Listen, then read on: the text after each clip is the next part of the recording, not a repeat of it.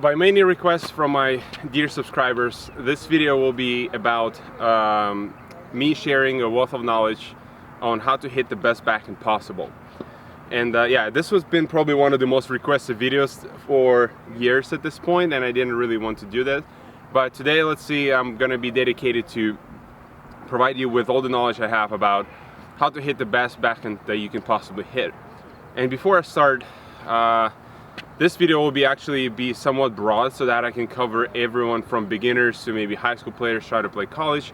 So what I will do, I'll start this video with just overall technique on the backhand that I have, and I consider myself having a pretty decent backhand, but again, not like world class by any means.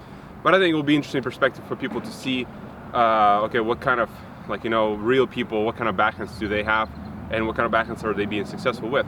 First part of the video, technique. So let's jump right into it. All right, really quick on the technique.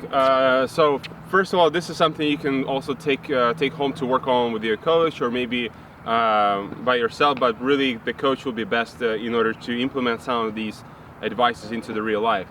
First of all, when we get the backhand, number one step, the last step is with the right foot. 90% of the time, unless you are on a crazy run where you do one-handed to just do a defensive shot. But 90% of the time it's close stand. You have your left foot a little bit behind the front. You have, essentially what happens is when you get ready to hit the backhand, your weight is on the right foot. And as you follow through with the ball, you push with your left and you transfer the weight from left to right to where you bring your hip over, right? So that's the footwork. As far as the swing, forget about, so on the forehand we have this stuff going up and then down and under, whatever. Forget all of that on the backhand because it does not work. You have two hands. You simply cannot do the loops on the backhand. I'm completely against loops on the backhand. All it is that think as if you are somewhat of a swing. So when you come into to swing for the ball, all you do, you just push, you rotate your shoulders backwards where your chin touches the shoulder, and essentially from here, see on my racket, yes, it's up, but I'm not doing loops and whatnot. It's right hand is somewhat straight, left hand is relaxed, and upper body is relaxed. And as I bring in for the shot, I initiate the shot with my hips and my body. And as I bring my racket forward, now I'm still nice and relaxed, in my wrist, everywhere relaxed. And I'm concentrating on my left hand to be able to, now if I want to spin the ball, to generate spin with only my left wrist, right? And the way you generate spin is when you come in here and your contact point is right in front of my knee. My contact point is right in front of my knee, usually. I'm able to essentially build some tension in my left arm as I come in, and then I quickly rotate the face of the racket to brush the ball, right? So the way it looks like is that here, and then I brush the ball, and the tip of the racket somewhat kind of shows the direction where I'm trying to hit as I extend my left arm fully and finish the shot by touching my left chin to my left shoulder. So on the swing, chin to the right shoulder, I'm looking forward for the ball. I'm hitting the ball, finishing with chin to the left shoulder, essentially. All right, Ben, let's hit a couple just back and cross. There is no camera, there is nothing.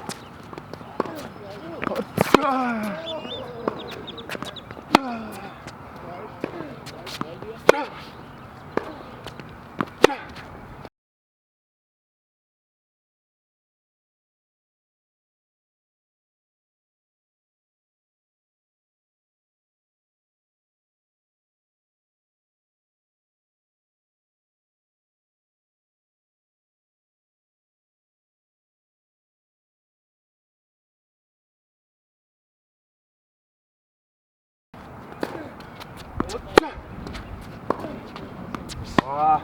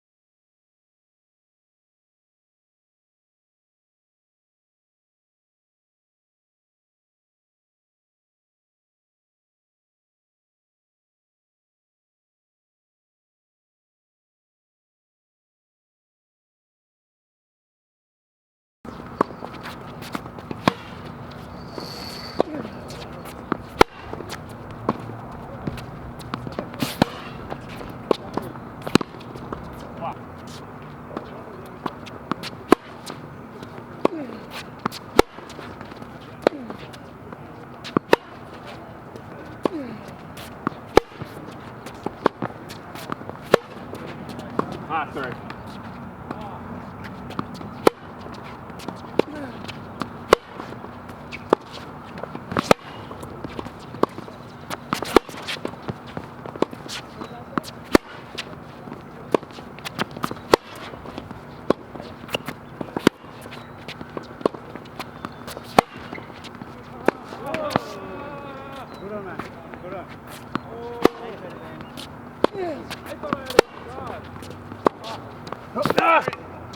Alright, so as far as the technique and forward goes, that should be like about 70% to get you started. From there, it's like small adjustments about like how many, like how you actually you have your footwork set up for the shot, because ultimately backhand you have less space, like you just a little bit like it's not as far reachable as forehand, so the forward becomes more crucial, right?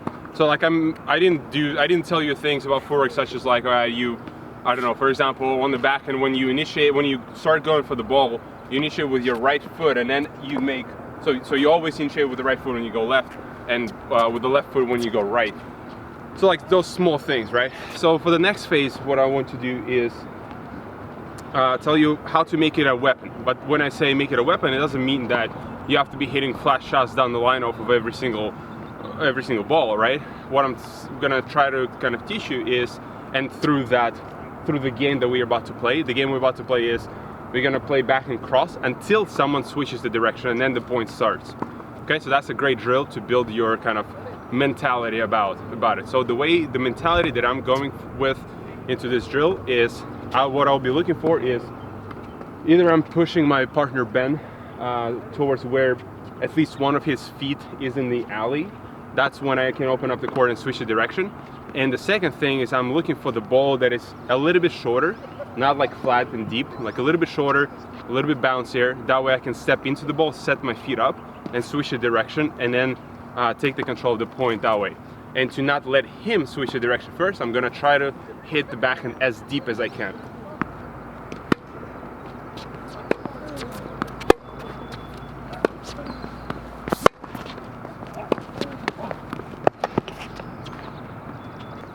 So on that shot, he did exactly to me what I wanted to do to him.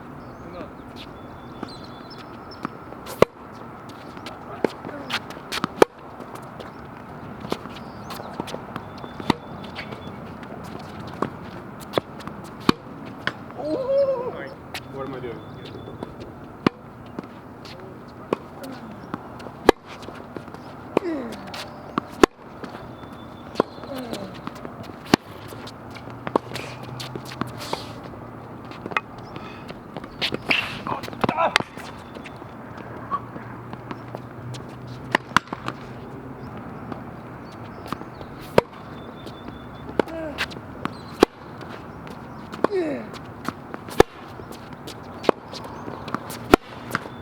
That was...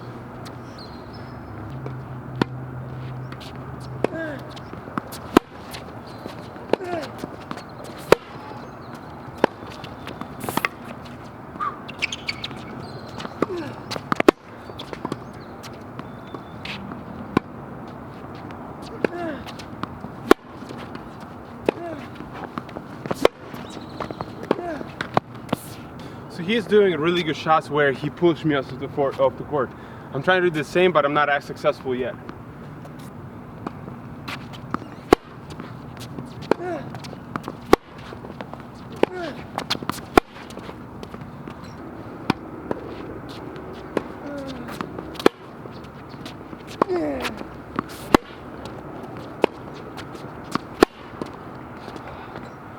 Now it's all about the timing again. Haven't played for a while, but those shots are good ones to switch.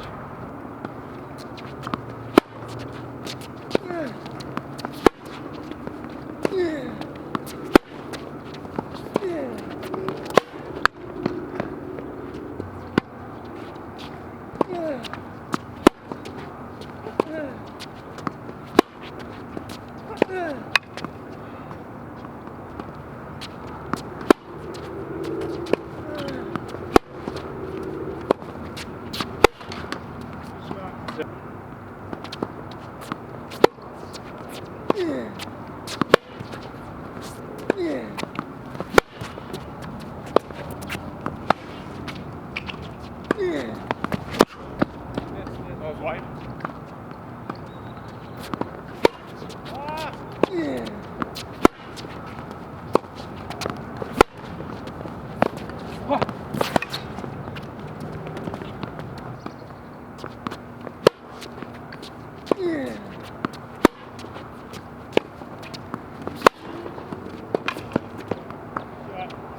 And that backhand right there, well set up. It doesn't even have to be close to the sideline to create a good shot.